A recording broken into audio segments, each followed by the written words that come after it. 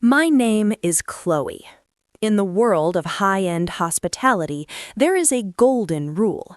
The guest must never see the work. For years, I was that invisible work. My family owns the Beaumont Hotel Group, a name synonymous with velvet, marble, and effortless luxury. But while my sister, Isabella, spent her days draped in silk in the royal suite, sipping champagne on the company's dime, I was forced into a gray polyester uniform. My father called it character building. He said I needed to understand the soul of the service from the ground up. What he really meant was that he needed a scapegoat to keep under his thumb, while Isabella became the face of the brand. I spent 3 years scrubbing floors I was born to own, only to be thrown out like a bag of trash when a diamond ring went missing. They didn't just fire me, they tried to erase me. They forgot one thing. A maid knows where all the dirt is hidden, and I've spent 5 years building a vacuum powerful enough to swallow their entire empire. The smell of industrial bleach and cheap lavender spray is a scent that lingers in your pores long after the shift is over. To the guests of the Beaumont Grand, it's the smell of refreshment. To me, it was the smell of my father's distorted version of tough love. I stood in front of the service elevator. My cart rattled with crisp white towels and tiny bottles of overpriced shampoo. I was 22, a graduate of a top business school, and I was currently responsible for the deep clean of the 3rd floor. "Chloe, room 302 needs a turn-down service, now," the head housekeeper barked. She knew exactly who I was, which only made her more brutal. She wanted to prove to my father that she wasn't giving the boss's daughter any special treatment. "I'm on it," I said, pushing the heavy cart down the plush burgundy carpet. As I entered 302, the premier suite, I found my sister, Isabella, lounging on the unmade bed. She was wearing a robe that cost more than my monthly stipend, her feet propped up on the Egyptian cotton sheets. "Oh good, the help is here," Isabella smirked, not looking up from her phone. "There's a smudge on the vanity mirror, Chloe, and I think the minibar needs restocking. I had some friends over last night. It's a mess." "You have your own suite on the penthouse floor, Bella," I said, stripping the pillowcases. "Why are you trashing the guest rooms?" "Because it's fun to watch you work," she replied, standing up and walking toward the bathroom. "Father says you're doing so well. He says you've almost learned your place. Maybe in another 10 years he'll let you manage the laundry room." I ignored her, focusing on the rhythmic tucking of the sheets. I had a plan. I was taking notes, secretly documenting the inefficiencies, the padded invoices from the suppliers, and the way the management turned a blind eye to the staff's grievances. I thought I was preparing to take over. I thought this was a test I could pass. But that afternoon, the trap was sprung. My father, Richard Beaumont, burst into the staff locker room when I was changing. He was followed by Isabella and 2 grim-faced security guards. Isabella was distraught, dabbing her eyes with a lace handkerchief. "Where is it, Chloe?" my father roared, his face a bruised shade of purple. "Where is what?" I asked, clutching my backpack. "Isabella's engagement ring, the 5-carat canary diamond. She left it on the vanity this morning, and now it's gone. You were the only one in that room for an hour."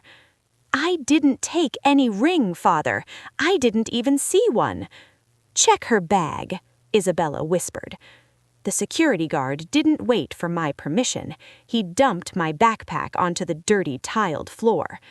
Out fell my notebooks, my cracked phone, and, with a sickening metallic clatter, a gold ring with a massive yellow stone. It rolled across the floor and stopped at my father's feet. I've never seen that before," I gasped, my heart plummeting. "Bella, you put that in there." "How could you? Your own sister. You were always so jealous of my position, but to steal from me." "I don't care about your ring," I screamed, looking at my father. "Look at the security tapes. You know I'm not a thief." The tapes in the service hallway were glitching for that hour. How convenient for you. "You've humiliated this family, Chloe. I tried to build your character, but it seems you're rotten to the core. You're fired, effective immediately. And don't bother looking for a job in this city. I'll make sure every hotel from here to the coast knows that the Beaumont daughter is a common criminal." He turned his back on me. Isabella flashed a quick, triumphant grin behind his shoulder, a look of pure, unadulterated malice. "Get out," he said, "and leave the uniform. It's company property." I walked out of the Beaumont Grand in my gym clothes, with nothing but a cardboard box and a burning, cold vacuum in my chest where my heart used to be. I didn't leave the city. I changed my name.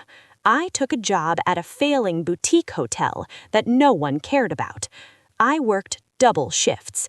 I slept in the basement. I used the stolen notebooks I'd managed to keep, the ones containing the data on the Beaumont's corruption. I didn't just work in hospitality. I began to buy it, piece by piece.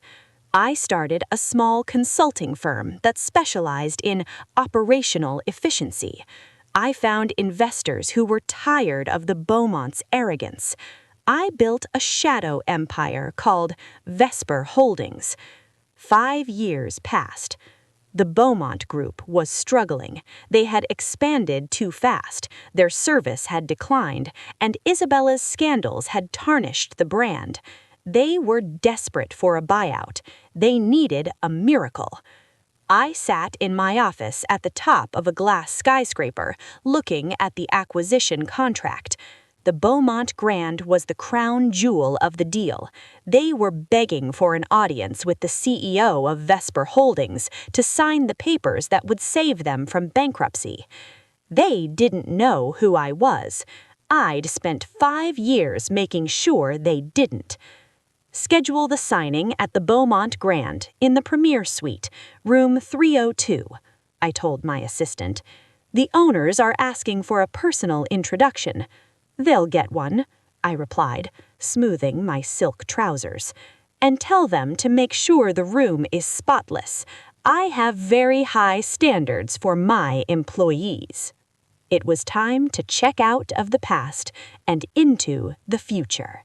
The revolving glass doors of the Beaumont Grand turned with the same silent, expensive precision they had 5 years ago. I stepped onto the white marble floor, the sharp click of my stiletto heels echoing like a countdown. The lobby smelled of the same signature sandalwood and money, but as I walked toward the reception desk, my trained eyes saw the rot beneath the gilding. The velvet on the armchairs was thinning at the edges. The chandelier had a layer of dust that a casual guest wouldn't notice, but a maid would see from across the room. The staff was frantic. I could see it in the way the bellboys moved, too fast, too nervous. They knew the executioner from Vesper Holdings was arriving today to decide whether to save their jobs or liquidate the entire brand. "Welcome to the Beaumont Grand, madam," the front desk manager said, bowing low. He was new. He didn't recognize me. To him, I was just a billionaire in a silk trench coat with a signature that could erase his pension. "We have prepared the premier suite for your arrival, room 302 as requested." "Is the room ready?" I asked, my voice a calm, dangerous melody. "Absolutely, madam. Our VIP housekeeping team has spent the morning ensuring everything is perfection." "We'll see," I said, taking the gold-embossed keycard. I took the elevator, the guest elevator, the one I used to be forbidden from entering. As the numbers climbed toward the third floor, I caught my reflection in the mirrored walls. I didn't see the girl in the gray polyester uniform anymore. I saw a woman who had spent 60 months studying the anatomy of failure. When the doors opened, I walked toward 302. Outside the door stood my father, Richard Beaumont, and my sister, Isabella. They were dressed in their finest attire, their faces masks of desperate professional sycophancy. They were waiting for the CEO of Vesper Holdings to arrive for the preliminary inspection. They looked at me as I approached, but the recognition didn't hit them immediately. To them, I was a ghost, a thief who had vanished into the slums of the city. "Madam CEO?" my father asked, stepping forward with a practiced, charming smile. "I am Richard Beaumont. It is an honor to finally meet the woman who is interested in our legacy, and this is my daughter, Isabella, our director of brand identity." Isabella stepped forward, her hand extended. She was wearing a diamond necklace that sparkled under the hallway lights, perhaps the same one bought with the money they saved by firing half the staff last year. "We've heard so much about your vision for Vesper," she chirped, her voice as hollow as a porcelain doll. "We've made sure your stay is impeccable." I didn't take her hand. I didn't even acknowledge my father's bow. I simply walked past them and swiped the keycard.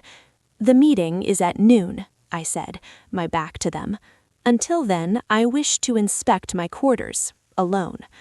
I entered the room and closed the door, leaving them standing in the hallway like servants waiting for a tip. Room 302, the site of my execution. I walked through the suite.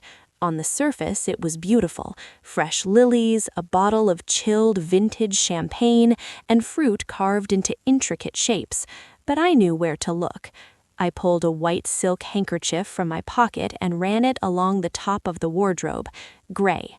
I checked the baseboards behind the heavy drapes, strands of hair from a previous guest.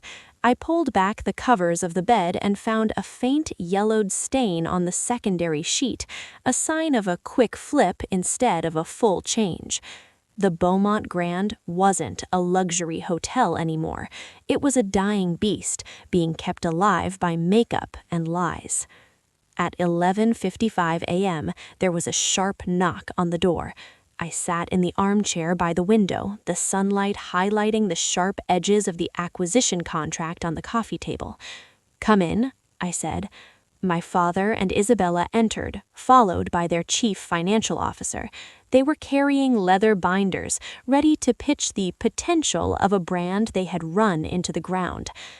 "Now, madam, as you can see from the occupancy rates in our brochure, the Beaumont remains the premier destination for—" "Stop," I said, leaning forward.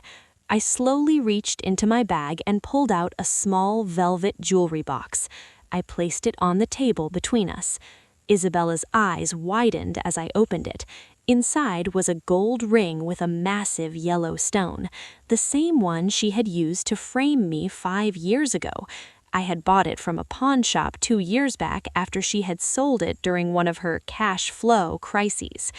This looks like a ring I lost years ago," Isabella stammered, her face turning a sickly shade of white. "It is," I said, finally looking her in the eyes. I let the silence stretch until the air in the room felt heavy enough to choke them. "Choli," Richard whispered, his voice trembling. That's impossible. You're the woman who owns your debt. I'm the woman who spent 60 months studying the anatomy of failure." Isabella stood up, her chair screeching against the floor. "You little brat, you tricked us. Father, we can't sell to her. We'll find someone else." "There is no one else, Isabella," I said, standing up and towering over her. "The banks have already initiated the seizure of your penthouse. The staff at the front desk are currently being paid by my company, not yours. You're standing in a room that belongs to me. You're breathing air that I've already paid for." I walked over to the vanity mirror, the same one Isabella had complained about 5 years ago. I looked at my reflection and saw the truth. "The room is still dirty, Father," I said, turning back to him. He looked like a man who had finally realized he was standing in the middle of a collapsing house. I picked up the contract and ripped it in half. "The acquisition is off. Vesper Holdings is no longer buying the Beaumont Group. We are foreclosing on it." "Chloe, please," my father begged, his pride finally shattering. "We're family. We can fix this. You can be the president. You can have everything back." "I already have everything," I said, walking toward the door.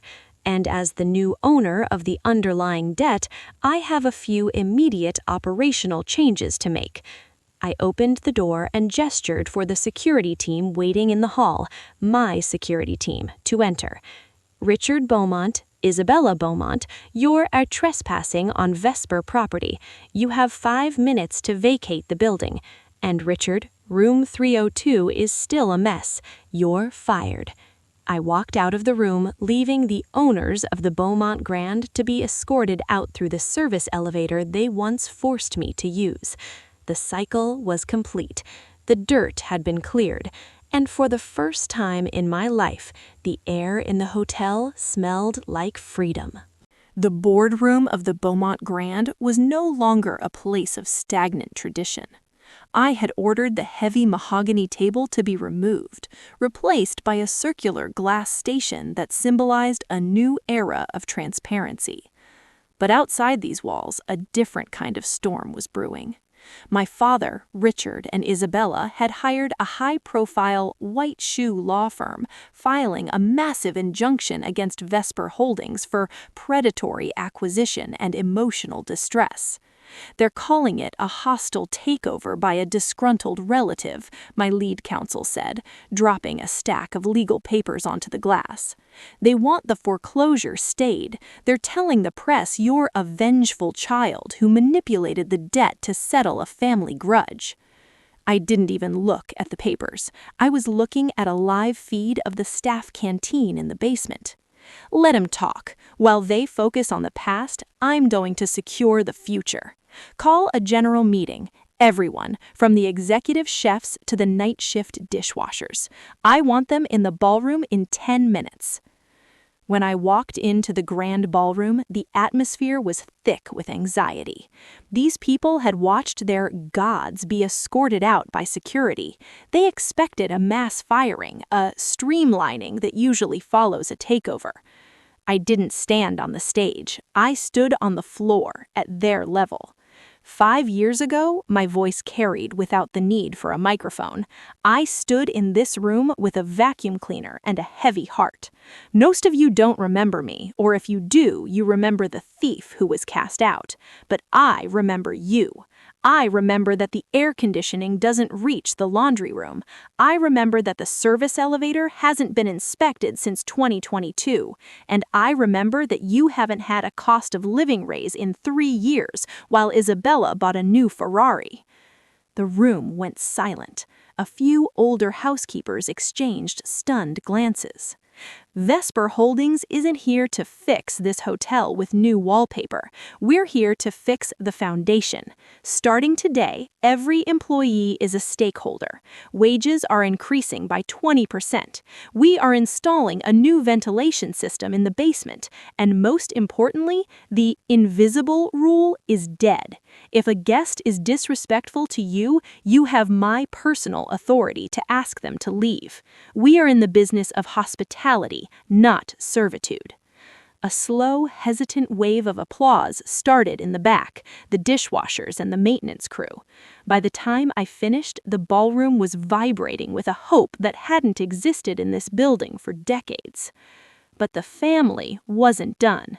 That evening, as I was reviewing the new operational budget in my office, Isabella managed to slip past the distracted front desk. She didn't look like a director of brand identity anymore. Her hair was unkempt and her eyes were wild with a mixture of rage and desperation. You think you're so smart, don't you? Giving raises to the peasants? You're bleeding the company dry just to spite us. Father is going to win the injunction, Chloe. The judge is an old friend of his. You'll be back in that gray uniform before the month is over. The peasants, as you call them, are the only reason this building hasn't collapsed into a pile of dust, Isabella, I said, not looking up at my screen. And as for the judge, I think he'll find the operational audit I sent to the district attorney's office quite interesting. What audit? She stammered. The one detailing the ghost employees on the payroll, the ones whose salaries were being funneled into your personal offshore account, the ones I discovered while I was just a maid taking notes on the side. I didn't just steal a ring, Bella. I stole the truth about your embezzlement. Isabella's face went from pale to a ghostly, translucent white. The arrogance she had worn like armor for 25 years cracked right down the middle.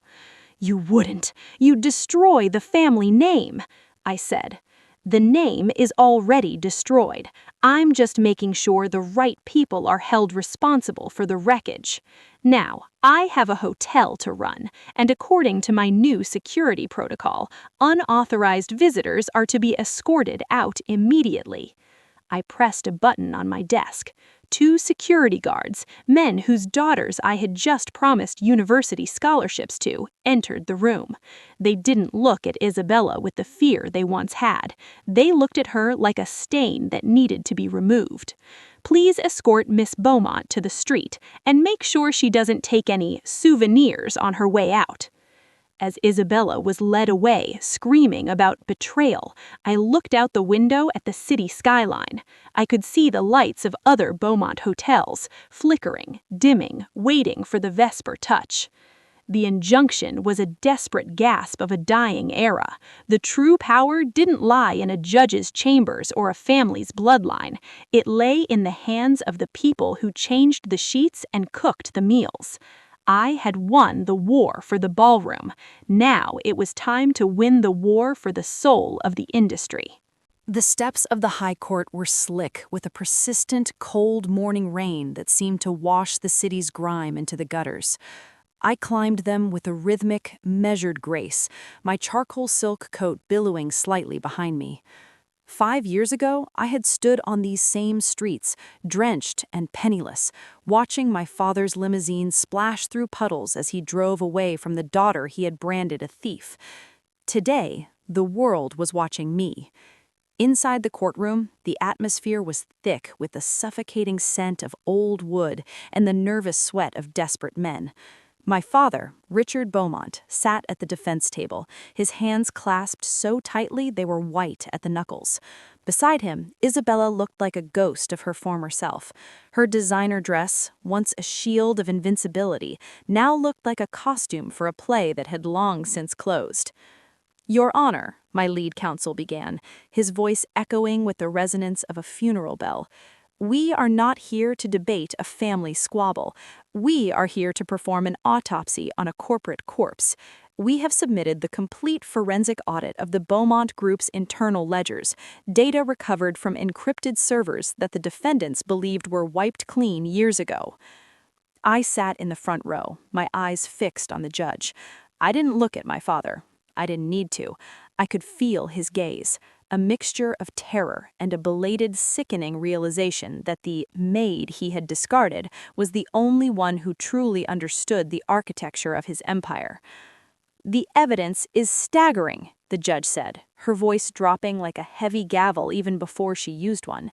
She flicked through the thick volumes of my notebooks, the ones I had started as a servant and finished as a CEO. Mr. Beaumont, these records detail not only the embezzlement of millions by your director of brand identity, but a systemic, decade-long evasion of labor laws and tax obligations. You didn't just run a hotel chain, you ran a feudal estate based on fraud. It was an oversight, Richard shouted, half rising from his chair before his lawyer yanked him back down. My daughter, this woman, she's manipulated the data. She's been planning this for years out of pure spite. I haven't manipulated anything, Richard, I said, standing up. The room went deathly silent. My voice wasn't loud, but it carried the weight of 5 years of silence. I simply recorded what you chose to ignore. You were so busy looking at the gold leaf on the ceilings that you never noticed the rot in the foundation. You thought the people who scrubbed your floors were invisible. You forgot that the invisible see everything. The judge leaned forward, her eyes narrowing behind her spectacles. The injunction is denied. Furthermore, I am issuing an immediate freeze on all personal and corporate assets belonging to Richard and Isabella Beaumont. The state prosecutor has already been briefed. This isn't just a bankruptcy, Mr. Beaumont. It's a criminal referral. The sound that left my father's throat was a strangled, pathetic whimper, the sound of a man who had finally run out of rooms to hide in. Isabella slumped into her chair, her hand clutching her throat, as if the air in the room had suddenly become a luxury she could no longer afford. I didn't stay for the final sentencing. I didn't need to see them in handcuffs to know that the debt had been settled. An hour later, I was back at the Beaumont Grand, or what was left of it. A massive crane was already positioned outside the main entrance. A team of workers in Vesper Global uniforms was busy unscrewing the heavy, gold-plated brass letters that spelled out the family name. One by one, the letters came down. B, E, A. Take them to the scrapyard, I told the foreman, my breath hitching slightly as the final T was lowered to the pavement. Don't melt them down. Just leave them in the rust. I want the new sign up by sunset, the silver Vesper crest. I want it to be the first thing people see when they wake up in this city. I walked through the lobby, and for the first time in my life, the staff didn't look away. They didn't bow their heads in a rehearsed show of servitude. The head housekeeper, a woman who had seen me cry in the laundry room 5 years ago, walked up to me and handed me a single, fresh white lily. "The 3rd floor is ready for your inspection, Miss Vesper," she whispered, a small, genuine smile touching her lips. I took the elevator to the 3rd floor, room 302. The door opened with a familiar, crisp beep. The room had been completely stripped of the Beaumont's gaudy, suffocating decor. Gone were the heavy velvet drapes and the fake antique furniture. Now, the space was filled with light, minimalist oak, and the scent of fresh air. I walked over to the vanity mirror, the exact spot where Isabella had stood while she slipped her canary diamond into my backpack. I pulled a small gray microfiber cloth from my pocket. It was the same brand I had used as a maid. I ran it along the edge of the glass, checking for the slightest hint of dust. The glass was perfect. For the first time, my reflection didn't look like a shadow. A knock came at the door. It was the new general manager. Behind him stood 2 police officers. "Miss Vesper," the general manager said softly, "your father is downstairs. The officers are allowing him 10 minutes to collect his personal effects from the executive office before the building is officially sealed. He is begging for a word. He says he has something to give you." "I have everything I need," I said, not turning back from the window. "But tell him I'll give him 60 seconds, for the sake of the service." I went down to the lobby. My father stood there, flanked by the officers. He looked small. He was clutching a small wooden box, the one he kept on his desk to hold his cigars and the keys to the private vault. "Chloe," he rasped, his eyes red and wet. "I found this in the safe. I was going to give it to you for your 25th birthday, before everything happened." He opened the box. Inside was a small, delicate silver key, the key to the original Beaumont estate, the house where I grew up, the house he had barred me from 5 years ago. "Keep it, Richard," I said, my voice devoid of emotion. "I've already bought the estate at the foreclosure auction this morning. I'm turning it into a convalescent home for retired hospitality workers. You can keep the box. You'll need somewhere to keep your memories when you're in a cell." He stared at me, the key trembling in his hand. The officers nodded to me and began to lead him towards the doors. Isabella was already in the back of a black sedan, her face pressed against the glass, looking at the hotel she had treated like a toy. I stood in the center of the lobby as the doors closed behind them. The Grand Beaumont was gone. "Is everyone present?" I asked the general manager. Yes, madam. The entire staff is in the ballroom. I walked into the grand ballroom. It was the same room where my father used to host galas for senators and celebrities. Now it was filled with the people who actually made the building breathe. I stood on the stage, but I didn't use the podium. I didn't need the height. The deep clean is finished, I told them, my voice steady and clear. The stains of the past have been washed away. This hotel is no longer a monument to one family's ego. It is a monument to your work. From this moment on, we don't just serve guests, we serve the truth. Welcome to the Vesper Grand. The applause that followed wasn't the polite rhythmic clapping of a corporate board. It was a roar, a release of years of suppressed dignity. That night, I didn't sleep in the royal suite. I went back to room 302. I sat on the edge of the perfectly made bed and looked at the city lights.